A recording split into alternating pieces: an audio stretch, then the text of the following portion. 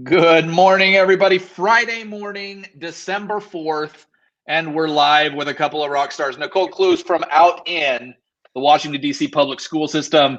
She is doing some incredible stuff, and you're about to learn all about it. You know me, you know Melissa. Melissa's our Chief Customer Experience Officer, and we are excited to be here today. We are fully expecting that you're going to walk away from this presentation from Nicole and say, wow, how do I become more like DCPS and Nicole specifically?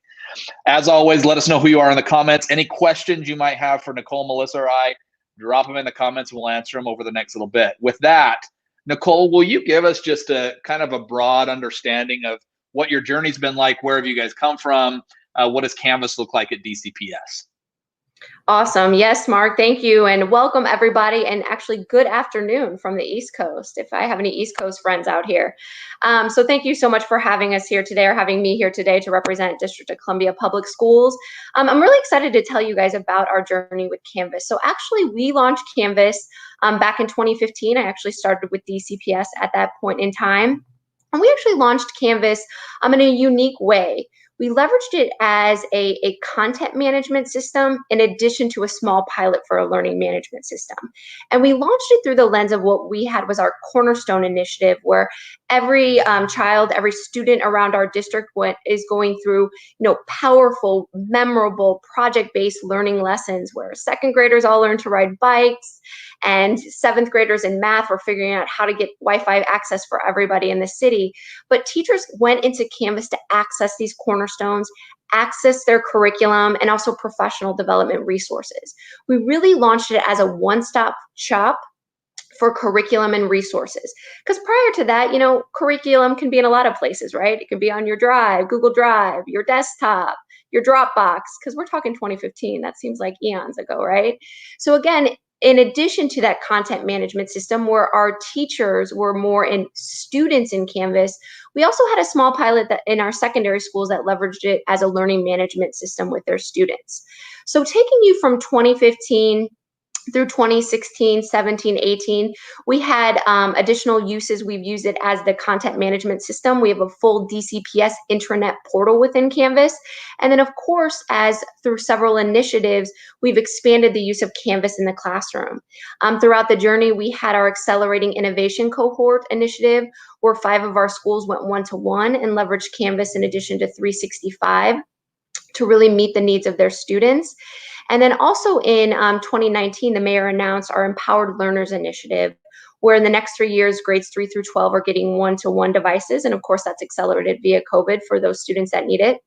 So really to expand the use of Canvas as a tool when back in the day, remember when we were face-to-face? I know some of you guys are probably face-to-face now, but we're currently all virtual now. So looking at that, one of the concepts that came up as we were training teachers and working with teachers was this idea of Canvas course companions. Because prior to this, when you went into Canvas as a teacher, you could get your curriculum. You might, if you were using Canvas, build some of these resources on Canvas and of course have that face-to-face delivery. But what we branded our Canvas course companions was taking that curriculum and making a floor for teachers. So there should be no reason with technology that teachers are creating the same assignments, the same assessments, those sorts of things. We couldn't create that centrally, blueprinted out for teachers. And then of course, our wonderful teachers around the district take it, make it their own, differentiate for their students within the platform. So we had small pockets of that. And I say that I wanted to paint that picture for you because as we fast forward to April and March of this year, when we all know we all suddenly went online, we're at a place in the district where our teachers were used to getting on Canvas for curriculum. Some were, of course, using it with their students, predominantly in our secondary space and not really in our elementary space at all. So when we went purely virtual, we had teachers using Canvas, of course, in other teams, other systems as well. And the feedback we really got from our parents and, of course, our teachers and our students is a more consistent experience, in addition to more of a one-stop shop to get to everything you need. Because I know many of you are at home with kiddos in addition to probably teaching, and there's a lot of platforms out there. So how can we, again, that idea of this one-stop shop, working not only with Canvas, but so many other different third-party applications in addition to that synchronous component, build that in Canvas. So what we did this summer is we had a Curriculum Innovations Institute where we hired over 200 of our amazing teachers, our amazing content team at Central. A shout out to my fellow leaders, Jenny Lewis, Sakan Kia, Donna Phillips. We worked with our amazing teachers, and they built out Canvas course companions for grades pre-K through 12.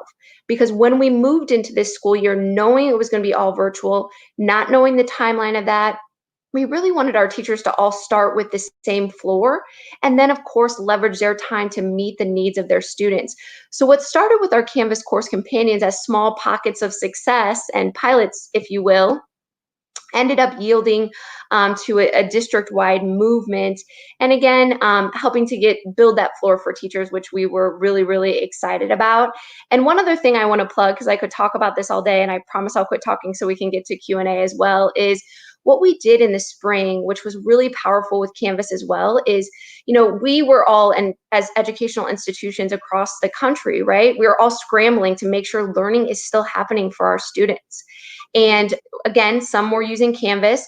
We also wanted to make sure we had packets for folks to go home and resources in addition to the technology.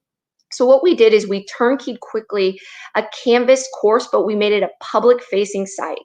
And this is where families, students could go and get some curriculum, resources, and also just mental health, SEL resources for the times, and also tech support resources. So we quickly built that and launched that to meet the needs of our families and our students as we were working on the back end, preparing this summer for a district-wide launch of Canvas for our ECE friends, our littles, pre-K all the way through 12th grade as well.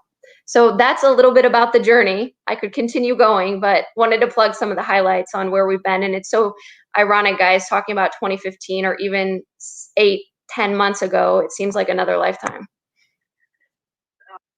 Oh, that is so true, Nicole. And one of the things that I think is really powerful is that you had a thoughtful progression to where you've gotten today, and you've taken years and projects to get there, but then you also had to speed up, right, in the spring and in the summer to go district-wide, and particularly with your younger grades. So I'm kind of curious, how any tips out there for folks that are trying to both be thoughtful about how they're doing this, roll programs out, and then, get after it quickly as they're making some pretty quick final transformations. Any advice out there? Yeah, I think, Melissa, that's a really great question. The mantra that came into my head when you first started saying this was, back in the day, we said start slow to go fast. And now COVID hit, and we start fast to go even faster, right? And I think the ability of Canvas to really leverage blueprints, because what we did was we pushed this all out via blueprints. And I remember specifically, we pushed out more than 16,000 via courses, blueprints, a haze of August. But what was so powerful about creating this curriculum floor, and this doesn't have to be, we had amazing educators working on our curriculum. I mean, the best of the best, building lessons. We started out with our Cornerstone, Living Through History Cornerstone, for all of our students to really engage in this moment of time from not only a personal lens, but also through the lens of the various disciplines. But what I would say is, whether it's you have those floors of curriculum or even templates to support teachers, we have the power with technology where people should not be starting from scratch. We have folks that are ready to run circles around us and could give an amazing presentation right now on what they do. And also those that this is new. And again, same with our students. We have to build confidence. We have to create entry points for them. And we have to walk them along the journey. So I say this to folks that are kind of, what is my entry point? Maybe it starts with some templates or something like that and builds from there. Because I think, and I do tend to think assignments, assessments, nobody should be building those if it's a district-wide curriculum or a school-wide. Support staff can do it, or it can be built a divide and conquer approach. But I just really think the power of blueprints, where teachers really, they log in and it's right there. And now they need to learn how to build on it, as opposed to looking for curriculum and then building themselves. I think that just helps to support them more, because so many are learning.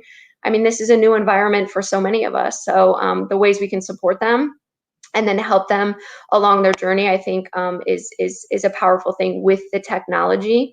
And I'll also add, we just recently launched Commons. That was not something we've used in the past. We really wanted the approach of our blueprinting to make sure all of our folks had what they need. But now that they have that, the power of Commons to then get your curriculum when you're ready on pace, and then also share that collaboration. It's kind of those stepping stones, right? Again, it starts slow to go fast. And we all know we have to accelerate when we need to accelerate, but it's those bite-sized things. So it's not that fire hose. So you can really turnkey and make it meaningful for the teachers, who then can turnkey and be, and meet their students' needs, which again is why we do what we do, right? And create those engagements and spend more time too with students like this, like face-to-face, as opposed to teaching down the middle, or something technology could help facilitate. Something that's so interesting that I've picked up on is you have a very deliberate use of language, and your choices of what you reference things, I think, sets a really interesting tone. So Canvas Course Companions, there's a comfort to that. It's not threatening. It's not, oh my gosh, this is overwhelming. The same thing with a curriculum floor. Like, there's very deliberate choices that you've made, and you've made that, I know, since 2015. But I think that's creating an atmosphere of encouragement, and we can do this together, that helps with even those teachers that are just still so terrified of all of this, because it's so very different. I don't know if you have thoughts about that, or if there have been some deliberate choices, or how do you create that collaborative, inviting, open environment so that everybody feels safe as they're doing new and different things? Yeah. Thank you for that question, Melissa. And I think, our journey, where our teachers were in the student role, and especially, like, let's look through the lens of our elementary friends. Very few use Canvas for student-facing instruction. This was brand new, and especially when we talk about our littles, right? We have pre-K3, pre-K4 teachers that are using it. Predominantly parents are getting in, of course, but when I look at that, and you just build comfort with a program when you're in the student role, and also we've rolled out professional development via Canvas. I didn't even talk about that, which we can talk about that as well. But those self-paced courses, I think it just helps to build comfort with. It's a platform you're used to getting into. You've seen it. And same with scaffolding, like we do with our students. You build upon that for them to then build their confidence, their comfort level, because this is about confidence and comfort level too. And our, teachers around the country are really good at teaching, and technology might be new, some of this. So building that comfort level with that, I think, is so important. And I think the idea of the Canvas Course Companions was, hey, you guys know what you know best. Like, you teach English, you're a 6th grade English teacher, and you are so good at that. Let's help support you with this floor. And once you learn more about the tools, whether it's you're ready to move quickly or not, you have that there, so you can still focus on teaching your students, and that synchronous component, in addition to having those different resources in the asynchronous component. So again, it's still a journey. We have a wonderful EdTech cluster support.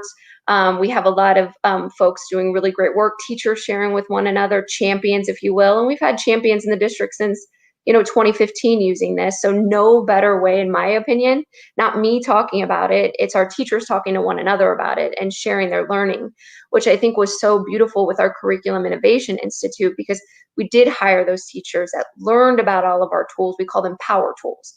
We have Canvas, how Teams in 365 go in Canvas, how Play Posit for engaging videos go in Canvas, and whether they were experts coming into the Institute, they were experts leaving the Institute as they helped to build these Canvas Course Companions, and then of course share that knowledge with other teachers around the district.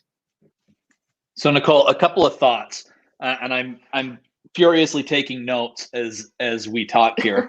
A couple of things that I thought were interesting. Melissa brought up this thoughtful progression. I think that when we see customers who are overly successful with Canvas, so much of it comes down to leadership. It comes down to, we've got incredible educators all across the globe. Some of them are set up for success more than others. In this case, in DCPS, that's what you did. You set teachers and learners and parents up for success by launching this incredible program that was the Canvas Course Companions. What I want to know is, what has the response been like from teachers, from students, and from parents as you set them up with, here's templates, here's a baseline, don't go spend 30 hours building your course. Let us do that for you and now add in your expertise. Give me some thoughts on that. Yeah, thank you for that, Mark. I think, when we worked to launch this in August, we had a 2-week professional development in June. And we didn't know a lot what was going to exactly happen in August, right? Are we going back in person, hybrid? Like, what does this look like? Because, of course, this has been an ever-evolving situation. So in June, what we were trying to do with the limited information we have was say, hey, teachers, we're all going to be using Canvas next year. We're all going to be using Teams and 365 in addition to PlayPosit. So we were letting them know what we were going to be using and then also what we were working on this summer. Because in my opinion, nothing could be more frustrating if I'm like working on my curriculum this summer and I come back in August and I was like, oh, I could have been doing something else, right? So just letting them know what we were working on, whether we would be hybrid or fully online or what that would look like. And then through that approach, we started to offer more professional development, clearly, in a 2-week PD. And also, again, Sakan Kia, she's wonderful. She runs a lot of the EdTech PD, her and her team, or all of it, I should say. And there's different approaches, because we had some, especially our elementary teachers, that were brand new. They need to start from square one. Canvas 101, how do I learn about just the basics? And then, of course, we have teachers that have been using Canvas for a while, so maybe they want to learn more about groups or more about mastery pathways and how to, competency based. So again, trying to build those different on-demand professional development resources, which again is another benefit of technology, right? We're not doing PD down the middle. There's a menu of professional development options. So we really started to share those in June. And of course, they built throughout the summer to launch into August. But I think with our teachers, again, looking through the lens of elementary, it was a bigger learning curve for elementary for sure. And also with working with all different teachers in a classroom for different grade levels. So I think it and at the same time it posed challenges. It also posed opportunities for collaboration, and also just the support of our cluster teams. We have a cluster team that supports schools, and again, them supporting teachers. There's Tech Tuesdays that Sakan and her team do every week. So it's again that approach where I need to really learn more about this tool. I'm going to go this Tuesday in addition to office hours. So I think, just with anything with technology, even pre-COVID, you have some teachers that acclimate to it more. They're excited and they become your champions. That's how you build capacity. It's building those champions, having them in buildings or virtual buildings, and then they help to build capacity within that building. So I think our curriculum innovation fellows were, of course, our champions. And then we had champions prior to COVID, and then continuing to build upon that. And then the second part of that was, well, you asked the threefold question. So the second part to pivot is to our students. And I miss this the most, because when I used to go into schools, going into classrooms and just sitting down next to students, tell me about this. What do you like? What do you not like? What's working? What's not? So again, students are comfortable, they know to go to Canvas. They know that Wednesday's asynchronous learning day. They know that that's how you get the link to get to your teams. And of course, the curriculum. And I think the power, especially through the lens of some of our older students, of the goal setting is a really powerful piece. I think, this is a change for students completely, like being completely online, right? None of us think about our grade school, our high school time, like that would be very foreign to do that. So I think the comfort level is definitely improving with Canvas, but I'm sure they're missing components of obviously in-person instruction. But I think also what I view, and what me and many of my wonderful colleagues have talked about, and not only within DCPS, but around the country, is this is a real time for a paradigm shift of education. And, things we were working on before to leverage technology in a meaningful way, not for the sake of tech, but in a way to differentiate, make your face-to-face time more impactful, save time. I don't see things going back to the way they were. And I was just talking to one of my colleagues who had a focus group with a lot of teachers that were saying, like, we're not going back. like when we go, but let me rephrase it. We're going back, but we're not going back to not using these technical tools if in Canvas, if they didn't use that before. So I think things we were working on in the past with those pockets of success, and especially through our one-to-one, have been accelerated in a positive way when we go back on campus, whatever that looks like, if it's hybrid or full-time. So I think those practices and the time with building the confidence and then seeing it and saving time. That's the thing. When you're talking to various audiences, our teachers work so hard. Time is their most valuable resource. How can we support them to save time for them to do the more meaningful work? And I think they see that now with SpeedGrader, right? With the ability of doing things from the app, with a way to synthesize things in one area, not looking through a packet, then going over here to find this, where I track this. So I think that's helping as well, in addition to the instructional tools. And I think in terms of students getting feedback, supporting them on that journey as well. But again, I would love to know what you guys are doing with focus groups with students around the country, because I think that's always something we're constantly trying to improve upon. Same with the supports for our teachers as well. And then the third piece is the parents. And we heard this very loud and clear in the spring, is parents were looking for more streamlined, like, where do I go? And it was interesting because I was talking to one of my friends from a school district in Georgia, and she told me that her 3 girls have to log in each to 10 different systems a day. I'm like, oh my gosh, I can't even remember my passwords, and I'm an adult that should remember all of her passwords. I probably shouldn't be saying this on live air, but I just, thinking about that and thinking of the feedback we got from our parents in the spring, we definitely didn't have that many platforms, but they were looking where we want someplace to go. And we want it to be, streamlined, and also the look and feel streamlined. Because if you have different kids or even students going to different classes and it looks completely different, it's like, that's a learning curve. So with the Canvas course companions, we had an elementary template that was obviously very visual. There was an ECE one in addition to a K-5 one that had the days of the week. Of course, our teachers did the wonderful Bitmojis and did, added their flair on their homerooms. In addition to links to the content areas. So it was very seamless for kids to get into, and also for parents as well, because this is a learning curve for them too. And then the same thing we had a secondary template that was very similar with modules, calendar, different things like that. So, and within that, we of course have other tools besides Canvas. We use Clever, that has a lot of our third-party apps, so they can get to Clever from there.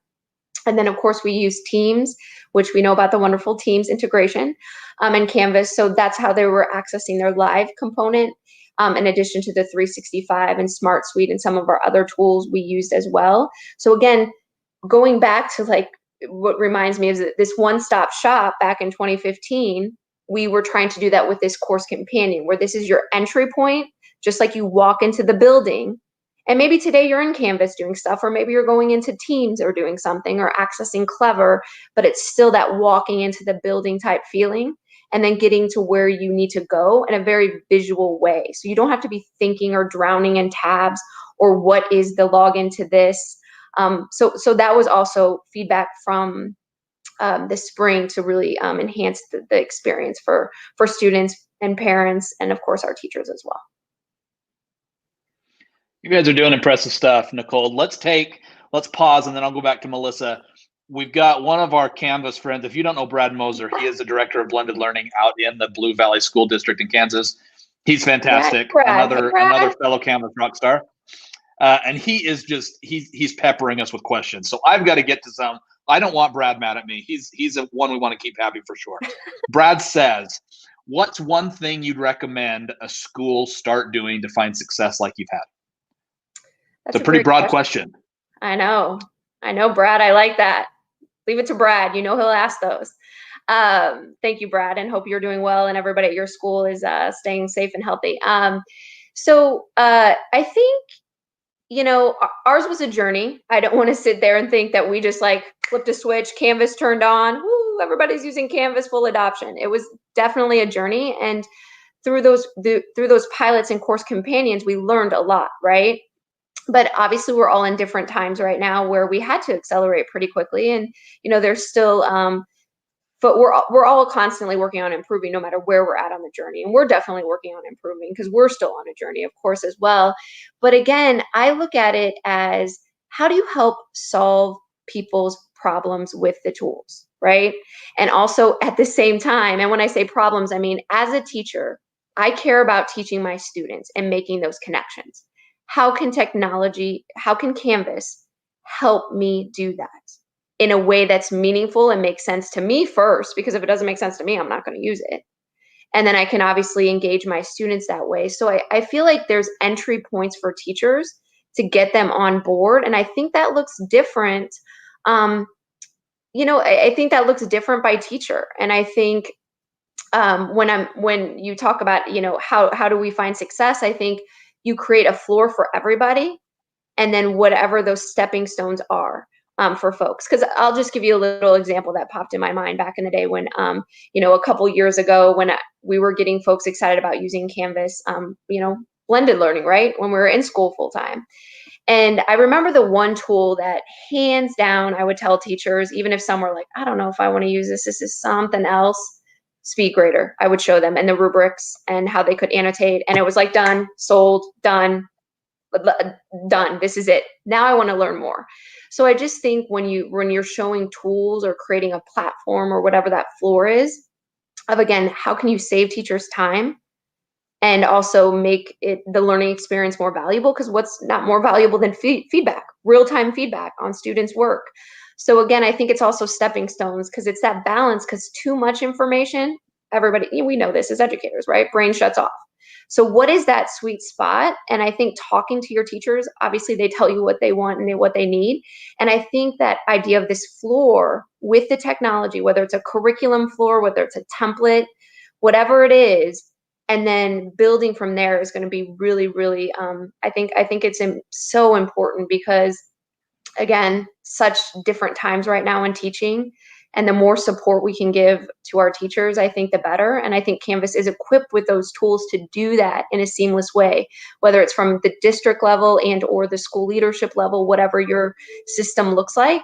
I think that the tools are there. And two, I would definitely name are obviously blueprinting can be really, really valuable. And then also this idea of like working with your best of best teachers and content leaders in your offices, however that structure is set up, to like marry the two as you create that sharing culture as well.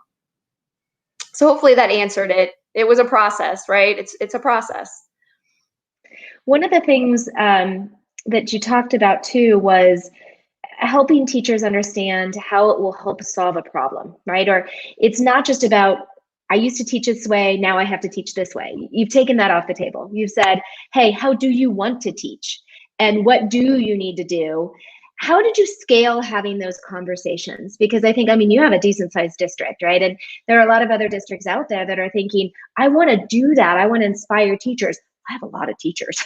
How it sounds like some of that was done through this, through the work that you did over the summer and those 200 teachers that you brought on board to then go out and help develop other teachers. But how did you scale creating that inspiration with all of your teachers, or that person? There's a little bit of personalization that you've done here. You've created a floor and then you've encouraged that personal journey on top of that. So how have you scaled? Yeah, thank you for that question, Melissa.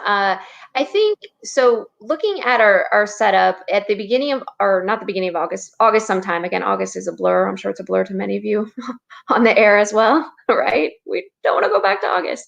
But during this time, we had our pre-service professional development. And again, I think what the power of technology had, because we, of course, changed up professional development. Last year, this time, we were going into buildings and there all day together. And now we have this virtual space where we have, just like for our classrooms, this combination of live, what we're talking about live, and then this opportunity and pathways to get information when you need it. And we're all at different levels in terms of what information we need. Maybe I needed to learn more about PlayPosit, or I needed to learn more about editing assignments in Canvas, or the calendar feature, or whatever it was. There was our professional development hub, again, Sakan and her team awesome at building resources up there for those just-in-time trainings. And also, we were getting all of our school leaders on board as well with sub-admin access, because we have to empower them. I haven't talked about them yet. This is so critical too, is empowering them to get into courses, our coaches to get into there, accessing what they need. So we had to get all those folks on board with the sub-admin side of things that had not before, especially in elementary, and empower them to support their teachers as well. So we also created a self-paced sub-admin course for them. And then of course, office hours, targeted training our wonderful teams did, from our content managers to our EdTech specialists, because this is a completely paradigm shift within education. Again, I keep saying that because I truly believe that. And it's not content, you can't see me, I'm a hand talker, but it's not content over here and technology over here, and sometimes it has been, right? It's like you go to your content, then you go to your tech, and then something else is over here. It's like, how do we create that cohesive experience together? And that's what we're really working on as a district, is that cohesive experience. So it's not, this is how I'm teaching, XYZ, and then, oh, now this tool, it's like, oh no, this is how I'm teaching. And this is a tool I'm using, right? Like, just like pen and paper and, whiteboard, it's like a tool. So I think professional development, and also those office hours, and, the wonderful holistic support the district gives teachers through our cluster support model, I think helps to support them. And then I think also making sure our leaders are supported. And I didn't highlight that at the beginning, but obviously they're multitasking so many different things. They're managing virtual buildings, wanting to make sure their kids are engaged, worried about those that aren't, like so many like real things and hard things our school leaders and teachers have to, to ensure our students are engaged, and, engaging those that, trying to find ways to engage those that might not be engaged at the moment. I think the ways we as a central office can support them to make their lives easier is critical.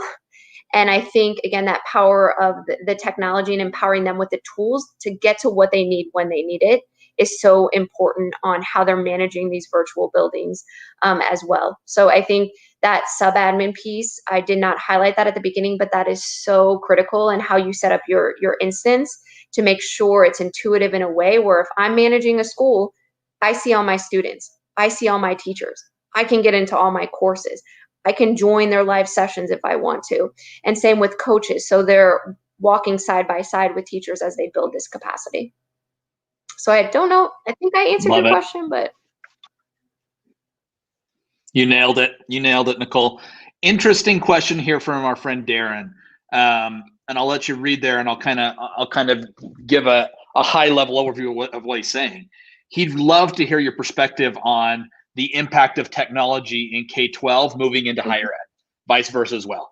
Who's the chicken, who's the egg in the scenario of impacting the future of tech in education? Is it, is K-12 leading the way as to what should be used in a higher level institution? Love to hear your thoughts on that. Oh, Darren, that's a great question. Chicken or egg? That's good. I've been in the higher ed world in my past life as well. I think, and you guys, especially at Canvas, know this better than everybody. Like, Canvas was a higher ed tool for a long time. And then, over the past like 6-7 years, I don't know how long, it's gotten more popular in K-12s. And I think you guys, as the Canvas, meaning you're reacting to that environment, because we all know elementary is quite different than high school, higher ed. So I think, Darren, to answer your question, I think what companies like Canvas are learning about what students need and want that's maybe not already in the platform, I think can only make higher ed better, because I think the name of the game is obviously meeting students where they're at, being able to differentiate, and also being able to empower students to set their goals and also monitor their progress, which again, I know is popular in the higher ed world. So chicken or egg, I mean, obviously higher ed, I'm sure for many teachers, and I don't want to say this universally because I know this wasn't easy for all teachers in higher ed whatsoever, but the movement to online was easier for some schools than some of our K-12 friends, because especially in elementary did not use some tech tools. And also there wasn't devices and things like that, probably, when we look across the country, there wasn't. So I think from that lens, with your question, I just really think the tools and what we're learning on how to evolve these platforms to meet the needs of K-12 or K-12 audience is only going to make higher ed tools better and more engaging. Like, I remember sitting in a graduate school class when we were building out online stuff in Blackboard. And I remember thinking with some of my friends, I'm like, we got to build a better platform because this is just, And I know Canvas has done that, right? And Canvas has built better tools. And I just think you guys, as in Canvas, I think listening to your audience's needs, which you guys do a great job of, is continuing to make things better and making data more accessible and actionable, which I think also is that piece of technology that we can't, I don't want to say we can't look away from, but we need to use in a meaningful way. I was having a conversation with a professor actually from American University a while ago, and what she said like stuck in my mind. She's like, Nicole, we have such power to use data right now. Like, it's small chunks of data, like students engaging in a video. What do those analytics say if you make that video engaging? And then use that data to intervene immediately. Because what we're missing from our live classes is students looking like, what is Ms. Klues saying? Or, these perplexed looks and those nonverbals when we can't see them. And as opposed to waiting for an assessment or some sort of benchmark that could be, a way down the road, you can react now. So I know I kind of, took a little detour on this Q&A, but I do think what we're learning now in the K-12 world and how we can build tools to enhance experience, and with great minds like the Canvas engineers and listening to folks, I think can only make higher ed, the higher ed experience better. And I think the teacher support too. The teacher support as well is so critical in higher ed. And I think also people really taking some risks in this space too, and being vulnerable. I always talk about that when I'm talking to people. I'm like, we're all in a vulnerable space right now. And if you know it all, like, congratulations, please be the one talking all the time. If you have all the answers, because I will be quiet, because we don't, and we're all learning in this together. And I think that vulnerability through the lens of instruction and trying different tools and knowing if it doesn't work, maybe you learn something new, or maybe it's not the right tool. So I think we need to create that space for vulnerability too, whether it's in higher education, whether it's in K-12, for teachers to try new things and learn new things. And then, of course, that sharing culture, because that's the other power of technology, the ability to build up these community of practices, whether it's within your district, within your higher ed institution, or within the Canvas community as a whole. Yeah, I could not agree more with everything you just shared. And I want to highlight, just from my own personal experience, that teacher-teacher connection. I think for a long time, higher ed and K-12, they'd hear stories from other teachers as teachers and say, that's K-12 or that's higher ed. And I have learned so much, and I still teach in a higher ed setting. I have learned more in the last 4 months from K-12 teachers about how to think to teach in my class than I have ever before. So I think we've broken down that barrier of you're different, and we're now, oh, you're way more alike. And wow, we can move so much faster and innovate so much faster by just sharing what we're both learning. So I love that. Yeah. And Darren said, fail fast, or whatever you said, Darren. It flashed across my screen and went away, but I agree completely. And I think to your point, Melissa, that's fail fast, learn and grow. Absolutely. And learning and growing from one another and realizing the likeness as opposed to the differences, and then, working to make things better. So. Nicole, you talked a little bit about the analytics piece that I thought was interesting. We're getting some questions on Twitter about, what about the kids that we haven't seen, which is an interesting question for you. How is DCPS dealing with, there's students with this pandemic that's been hard on all parties involved. How is DCPS helping to find those kids who maybe haven't been as involved? Yeah, I think that's a great question. I wish we had some of our people doing this amazing, great and hard work on the call. But we have within our schools, calling students, just different ways to engage students, and using social media to engage students, and using, talking to other students to help engage students. I think everybody's getting really creative on how to reach students that we haven't heard from. And I don't think there's this just one approach, this one shoe fits all type approach. It's all hands on deck. And how are we making sure to identify those students and then also get them back online, and then additional supports that are needed outside of the academics? Because, we haven't touched upon this yet. It's, we look back to Maslow's hierarchy of needs, right? Food, water, safety, emotional security, all that stuff needs to happen before learning can happen. We know that as educators.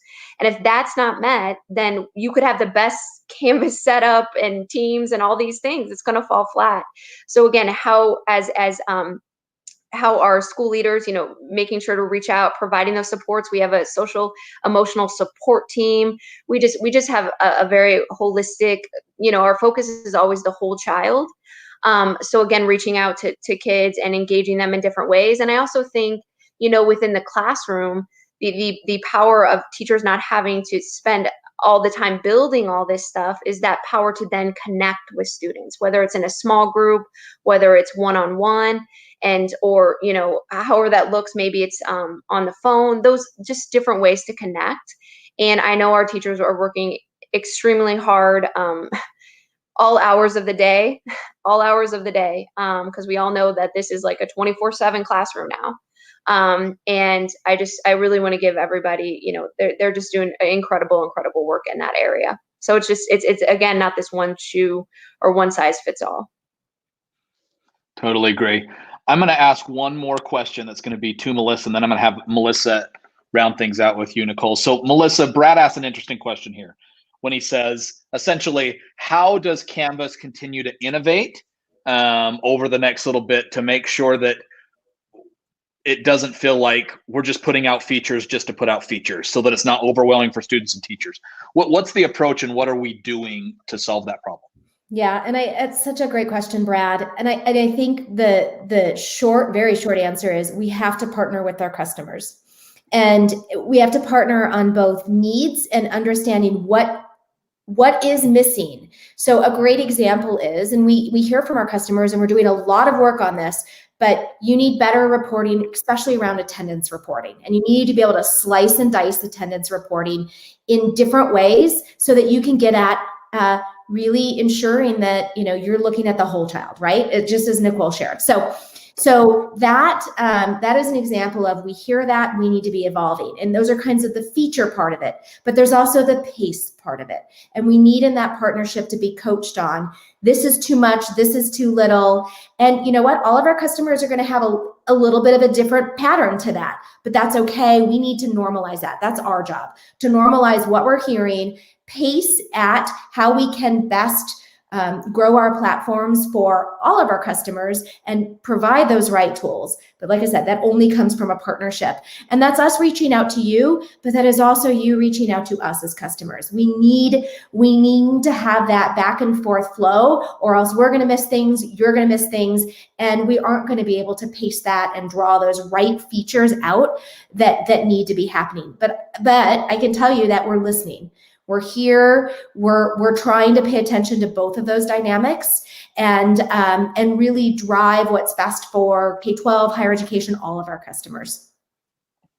Great. Awesome. And can I add one more thing to that, Melissa? Please. I just no, because I remember a couple of years ago, you had your product team come to some of our schools and meet with students. And that was prior to the goal setting, because students wanted a different dashboard. They didn't want the dashboard like we see. They wanted a goal setting, which obviously you guys did. So how are you engaging students in this process? Yeah, and that's a really great question. So we've done similar things with some of our product teams, and even in my organization, some of our customer success teams. So I went to both a K-12 school district and a higher education institution just before COVID hit, and we actually had open sessions that included students and faculty together. Okay. Let me tell you, that is really powerful. We did sessions separately with students, but we would have listening sessions, and I think we got so much information that the districts and the teachers said they got so much more because they've never actually asked their students, or some of those teachers have never heard what their students thought. So it turned into this multiplier effect, and we've done some of that. honestly, now that we're getting our feet back under us, I think all of us were just crushed this summer trying to figure out how we can be as helpful as possible and prioritize that. Now we can step back and strategize for this new world, because I think, as you said earlier, Nicole, things aren't changing, right? We're going to keep going down this innovation path. We're not going back to where we were. We're going back to school, but we're not going back to where we were. Well, now we can step back and strategize a little bit more. And quite frankly, being virtual is going to empower us to do so much more of that, right? We can be in so many more places. We can go talk to students. They're used to talking to us, or at least their teachers remotely. So I challenge us as an organization, and I'm trying to lead some of that work, to go out there more and get more feedback from students. Excellent. Thank you, Melissa. Yeah. Melissa, any closing thoughts from you or last questions for Nicole before we let everybody go? You know, I just have to thank you, Nicole, for sharing your journey. And I have to thank our broader community for participating in that sharing, because this is how we innovate. This is how we move forward, is this exchange of ideas, this willingness to not say, this is just mine and I'm holding it in. And I don't, this is my sweet sauce and I don't want you to have that. But to say, I want everybody to have that same special sweet sauce and all of us to move the industry forward. That's huge. And that's exactly what you've done here for us today, Nicole. And that's what the community is doing. So big thank you. So grateful for that partnership that we have. Well, thank you guys all. I want to give a shout out to everybody that's listening. And if you have any questions on anything through this lens of sharing, that's why I love the campus community. I, of course, probably, Brad, I know you. I met some of you guys.